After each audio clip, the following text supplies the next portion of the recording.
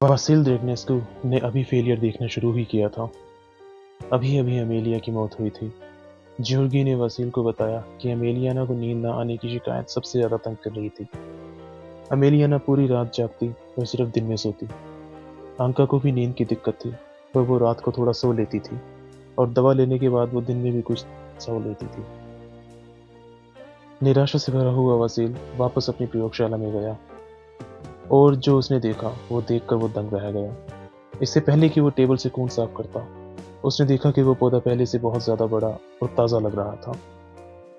उस पौधे को मर जाना चाहिए था, क्योंकि खून पौधों के लिए जहर से कम नहीं होता। उसके अंदर नाइट्रोजन की मात्रा, उसका सैलाइन होना, मतलब लवणों की मात्रा उसमें ज्यादा होना किसी भी पौधे के लिए घातक होती है। पर अचंभा ये था कि वो पौधा करीब 6 घंटे तक बिना धूप, पानी और खाद के भी जिंदा रहा। और फिर वही हुआ जो प्रकृति करती है, नियमों का पालन। वो पौधा फिर धीरे धीरे मरने लगा।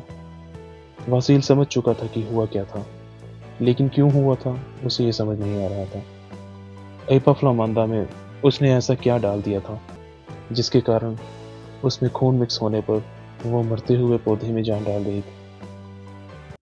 उसने फिर इसी प्रयोग को दोहराया और कमाल की बात तो ये कि वो मरा हुआ पौधा फिर से जिंदा हो गया। एपाफ्लामांदा में कुछ ऐसा था जो कि खून मिलने से और ज्यादा प्रभावी हो चुका था। अब वसील को यह प्रयोग इंसान पर करना था, और आखिर अंका से बेहतर कौन होता। उसने आखिरकार यही मिश्रण अंका को दिया, एपाफ्लामांदा में थोड़ा सा खून मिलाकर, और दवा ने तुरंत असर दिखाना शुरू कर दिया।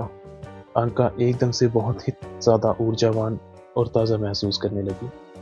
अब दवा का असर भी करीब 4 से 5 दिन तक रहने लगा, लेकिन इस दौरान अंका का व्यवहार बदलने लगा और वो पहले से ज्यादा भूखी रहने लगी। लेकिन उसकी भूख खाने से कम नहीं होती, बल्कि तब तक कम ना होती जब तक उसे ब्लड से भरी एपाफ्लामांदा दवा ना मिलती, या ऐसा था जैसे उसे इसका नशा हो गया हो, पर ऐसा नशा जो उसे जिंदा रख रहा था। अंका पहले से ज्यादा सोने लगी थी और दिन के समय में भी करीब 3 से 4 घंटे सोने लगी थी।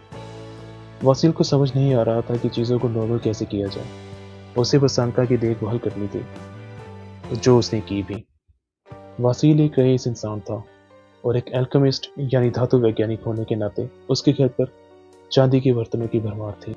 अपने परिवार को बचाने के लिए वसील ने अपना रक्त संभाल कर चांदी के बर्तनों में जमा करना शुरू कर दिया, और उसे उसका खामियाजा भी भुगतना पड़ा, क्योंकि जो भी रक्त चांदी के बर्तनों में जमा किया गया था वो एपाफ्लामांदा में मिलाने पर उसके बच्चों पर असर नहीं कर रहा था।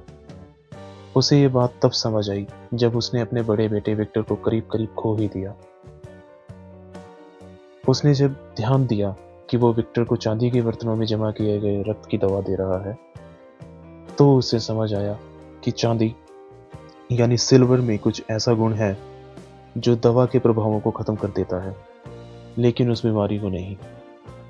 इस भयानक घड़ी में भी उसे सफलता नजर आई, क्योंकि उसे ऐसी जानकारी मिली थी जिसका उपयोग वो दवा का ओवरडोज होने पर कर सकता था। लेकिन चीजें सही होने की जगह और भी ज्यादा उलझ रही थी। अंका, इयोन और विक्टर बहुत ज्यादा मात्रा में खाते और बहुत ही कम मल त्यागते, और जब भी मल त्यागते तो ऐसा लगता कि मानो चूल्हे में बची राख किसी ने फेंकी हो। बिल्कुल राख की तरह उनका मल था। ऐसा होना तभी संभव था जब उनके पेट के अंदर का तापमान बेहद ज्यादा हो, जो कि होना बिल्कुल भी संभव नहीं था। और उनका धूप से बचना इस बात का कहीं ना कहीं संकेत कर रहा था कि उनके शरीर का तापमान अंदर से बेहद ज्यादा है, क्योंकि उन्हें सर्दी महसूस नहीं हो रही थी। ऊपर से धूप में उनको ठीक से दिखाई ना देना एक और मुसीबत थी। तीनों ही धूप को सिर्फ कुछ ही सेकंड तक सह पाते थे। तीनों को ही हीट से भी कोई दिक्कत ना होती, क्योंकि अंका अब खाना बनाते समय ग्लव्स का यूज करना बंद कर चुकी थी, और दोनों बच्चे खाना ठंडा होने से पहले ही गरम गरम ही उस खाने को खाना शुरू कर देते। और इतना खाने के बाद भी वजन ना बढ़ना एक अनसुलझी गुत्थी ही थी।